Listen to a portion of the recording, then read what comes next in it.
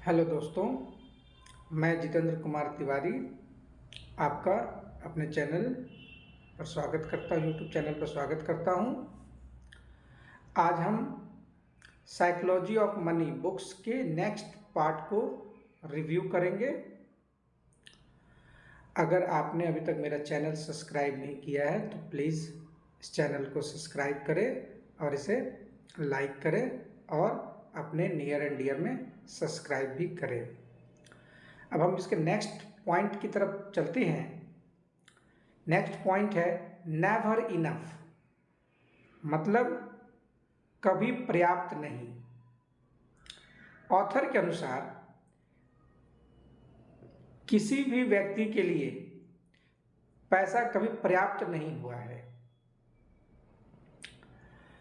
तो हमें क्या करना चाहिए? अपने जीवन में धन के प्रति एक टारगेट सेट करना चाहिए कि हमें इतना धन की आवश्यकता है। देखिए दोस्तों, बिना लक्ष्य के हम लक्ष्यहीन हो जाते हैं और यहाँ वहाँ भागते रहते हैं। मतलब कि हमने कभी कुछ प्लॉट खरीद लिया, हमने कभी एफडी कर दी, हमने कुछ कर दिया। तो कहने का मतलब है कि हम अपने लक्ष्य पर टिके नहीं रहते हैं। तो हमें अपने लक्ष्य पर, अपने टारगेट पर डटे रहना चाहिए और इसके पहले हमें अपना एक टारगेट सेट करना चाहिए कि हमारे लिए, हमारे जीवन के लिए कितने धन की आवश्यकता है, कितना धन हमारे लिए पर्याप्त है, जिससे कि हम अपने जीवन के सारे खर्चों को पूरा कर सकें। इसे हम एक उदाहरण के द्वारा समझते हैं। मान लीजिए कि अभी आपकी मासिक खर्च, हम एक एज्यूम करते हैं कि एक नॉर्मल मेट्रो सिटी में एक नॉर्मल लाइफ के लिए 50,000 रुपया मंथली खर्च है। तो 50,000 रुपया मंथली खर्च का मतलब क्या हुआ कि आपको साल में 6 लाख रुपया चाहिए। अब आप इस लक्ष्य को कि 50,000 रुपया हमें प्रति माह कैसे प्राप्त हो, इसके लिए आपको 6 लाख गुना 25 लगभग 1.5 करोड़ रुपए आप जब अपने पास सेव कर लेते हैं तो उस दिन आप फाइनेंशियली फ्री हो गए, क्योंकि उस पैसे को आप सेफेस्ट जगह यानी कि बैंक के एफडी में भी रखते हैं तो आपको 6% का भी अगर रिटर्न मिलता है तो आपकी ये ज़रूरतें पूरी हो जाएंगी। तो मोस्ट इम्पॉर्टेंट चीज़ है कि आखिर ये 1.5 करोड़ रुपया हम प्राप्त कैसे करें। तो दोस्तों, 1.5 करोड़ रुपए प्राप्त करने के लिए थोड़ा समय चाहिए। आप 10-15 साल एक लक्ष्य के साथ, एक टारगेट के साथ चले, उसको इन्वेस्टमेंट करें। आजकल मार्केट में बहुत सारे ऐसे इंस्ट्रूमेंट हैं जिनसे आप 15 से 20% CAGR रिटर्न प्राप्त कर सकते हैं। वह अच्छे म्यूचुअल फंड हो सकते हैं, निफ्टी 50 इंडेक्स हो सकता है, सेंसेक्स इंडेक्स हो सकता है, जिसका आप पास्ट रिटर्न भी देखेंगे, कैलकुलेट करेंगे तो इतना आपको मिलता है, जिसके आधार पर आप सिर्फ कैलकुलेटर के जरिए जाकर आप देख सकते हैं कि कितना रुपए हम प्रति माह की दर से जमा करें तो इस अपने टारगेट को हम पहुंच सकते हैं। ये 50,000 रुपया सभी के लिए नहीं है, किसी का 20,000 रुपया भी हो सकता है, किसी का 30,000 रुपया भी हो सकता है, किसी का 25,000 रुपया भी हो सकता है, किसी का 15,000 रुपया भी हो सकता है। आप अपने टारगेट को खुद से सेट करें। ठीक है दोस्तों, इससे क्या होगा कि आप पैसे के पीछे अंधाधुंध नहीं भागेंगे। जीवन में आपको एक ठहराव मिलेगा, एक सुकून मिलेगा, एक शांति मिलेगा जब आप अपने टारगेट को अचीव कर लेते हैं। उससे क्या होगी, 9 to 7 के जॉब के लिए आपको भागम भाग नहीं करना पड़ेगा।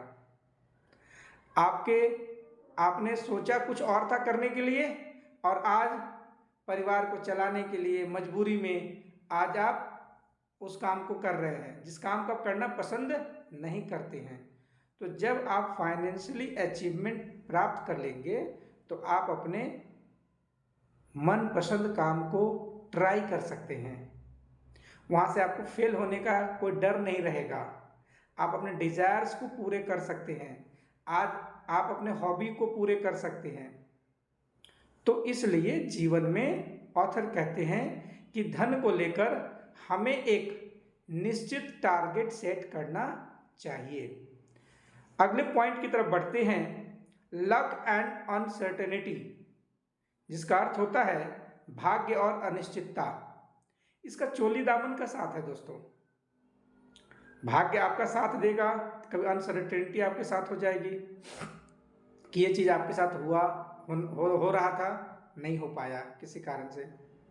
ऑथर इसे एक आपको बहुत अच्छे एग्जाम्पल के द्वारा समझाते हैं कि बिल गेट्स, जिन्हें आप लोग माइक्रोसॉफ्ट के फाउंडर्स के नाम से जानते हैं, बिल गेट्स की कहानी के द्वारा लेखक ये बताना चाहते हैं कि बिल गेट्स जब स्कूल में पढ़ रहे थे तो उनके पूरे शहर में सिर्फ उनके स्कूल में ही कंप्यूटर था। बिल गेट्स और उनके दोस्त पॉल एलन दोनों पूरे दिन कंप्यूटर के साथ लगे रहते थे, सीखते रहते थे। बाद में इन दोनों ने ही मिलकर माइक्रोसॉफ्ट को कहां से कहां पहुंचा दिया। इसमें बिल गेट्स का लक ये था कि अगर उनका दाखिला इस स्कूल में नहीं होता तो शायद आज माइक्रोसॉफ्ट नामक कंपनी नहीं होती। ठीक है दोस्तों, हम नेक्स्ट पॉइंट की तरफ बढ़ते हैं। Saving are more important. Saving are more important का अर्थ है बचत अधिक महत्वपूर्ण है। बचत अधिक महत्वपूर्ण है। ऑथर कहते हैं कि आप थोड़े थोड़े पैसे बचाकर भी बहुत अमीर बन सकते हैं। साथ ही लेखक कहते हैं कि पैसे का दिखावा नहीं करना चाहिए, बजट बनाकर पैसे को खर्च करना चाहिए। हमें कई बार बहुत धनी दिखने वाला इंसान, उसको देखकर हमें लगता है कि उसके पास पैसों की कोई कमी नहीं होगी। असल में उसके पास इतना पैसा होता ही नहीं है और सेविंग तो उसके पास बिल्कुल भी नहीं होती, नहीं मिलेगी। तो सेविंग करना बहुत जरूरी है। वह सेविंग छोटी से छोटी हो सकती है और बड़ी से बड़ी हो सकती है। शर्त यह है कि सेविंग होनी चाहिए। फिजूल खर्ची को हमें अवॉइड करना चाहिए। फिजूल खर्ची को हमें अवॉइड करना चाहिए। ईएमआई पर सामानों को लेने से बचना चाहिए। ऊंचे इंटरेस्ट रेट पर चीजों को लेने से बचना चाहिए, क्योंकि ईएमआई आज के जमाने का एक ऐसा हथियार है कि आपके पॉकेट से वह पैसा कब निकलवा लेंगे आपको पता भी नहीं चलेगा। यह पूरे ग्लोबल मार्केट में एक बिजनेस का बहुत ही नया और नायाब तरीका है ईएमआई। यह वह पैसा है जिसे आपने अभी कमाया नहीं है, आपने अभी बचाया नहीं है, लेकिन आप खर्च करने के लिए तैयार हैं। मान लीजिए अभी आपने एक 50,000 रुपया का मोबाइल ले लिया ईएमआई के थ्रू। 50,000 ना तो आपके पास थे नहीं, 50,000 आपने अभी कमाए नहीं, लेकिन आपने 50,000 का खर्च कर लिया, जो पिछले आगे आप 10 इंस्टॉलमेंट में उसे आप पे कर देंगे 5-5 हजार रुपये करके, सपोज कीजिए। तो आपने भविष्य के खर्च को पहले स्वीकार कर लिया। ये आपके बचत पर प्रश्न चिन्ह लगाता है दोस्तों। अगर आपको बहुत जरूरी है, उसकी आवश्यकता है, तो पहले आप बचत करें और उसके बाद आप अपने हिसाब से उसे आप खरीद सकते हैं। इसलिए दोस्तों इनसे जितना हो सके दूर रहें, क्रेडिट कार्ड अवॉइड करें और कुछ सालों तक सिर्फ सेविंग पर फोकस करें और सेविंग करके अच्छे इंस्ट्रूमेंट में उसको इन्वेस्ट करें। चलिए दोस्तों अब हम नेक्स्ट टॉपिक की तरफ बढ़ते हैं। What is your real wealth? What is your real wealth? आपका असली धन क्या है? ऑथर कहते हैं क्या पैसा ही आपका असली धन है? तो इसका जवाब है नहीं, क्योंकि पैसे से आप सब कुछ नहीं खरीद सकते। पैसे से आप लाइफ में हर चीज की कमी को पूरा नहीं कर सकते। पैसे से आप लाइफ में हर चीज की कमी को पूरा नहीं कर सकते। एक अच्छा जीवन जीने के लिए पैसा बहुत जरूरी है, लेकिन जहां तक बात आती है पैसे की तो वह जरूरत पर आकर रुक जाती है। लेखक कहते हैं एक कहानी के द्वारा कि एक व्यक्ति बैंकर बनना चाहता था और बहुत धन कमाना चाहता था। वह दिन रात मेहनत करके बैंकर तो बना।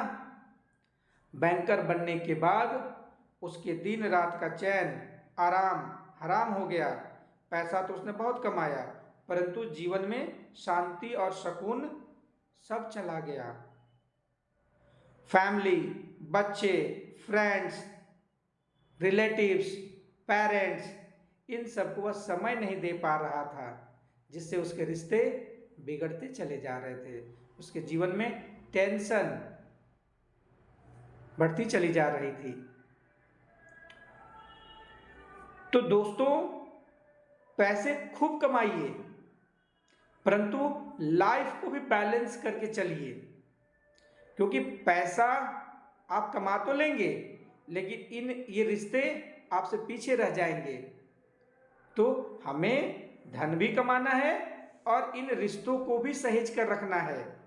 ये फैमिली, फ्रेंड्स, बच्चे, हेल्थ, ये सभी हमारे लिए जरूरी हैं।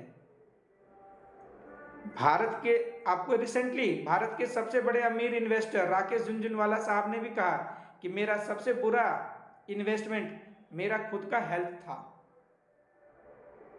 तो दोस्तों आप असली धन को पहचानिए वेल्थ के साथ। Thank you watching my YouTube channel. Please like and subscribe my channel. Thank you.